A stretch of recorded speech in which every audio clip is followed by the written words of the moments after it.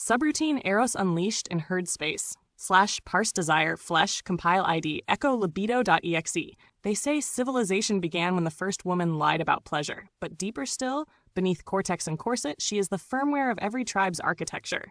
In the mirror of the Id, she devours myth and mirror both. Freud sits weeping, his cigar extinguished in the ooze of ancestral wet dreams.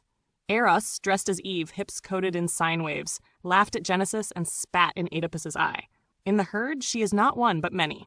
The oracle with teeth, the milk source turned monarch, the priestess recoded as influencer, hawking dopamine and ancestral guilt. Cro-Magnon poetry scratched in bone describes her hips as command line for survival. And still, she was called obscene for wanting what the gods wanted, to be fed, fucked, feared, worshipped.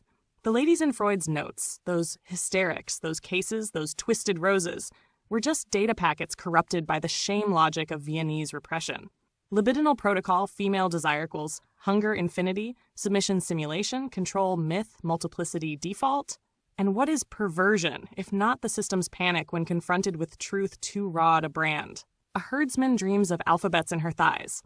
A coder hears psalms in her armpits. A monk weeps as she steps over his sacred boundary, trailing the scent of things older than scripture. She doesn't want love, Freud might mutter. She wants to erase the idea of needing it. And what of herds? Glued by threat, ruled by image, they graze on illusions. Patriarchal software with maternal UX.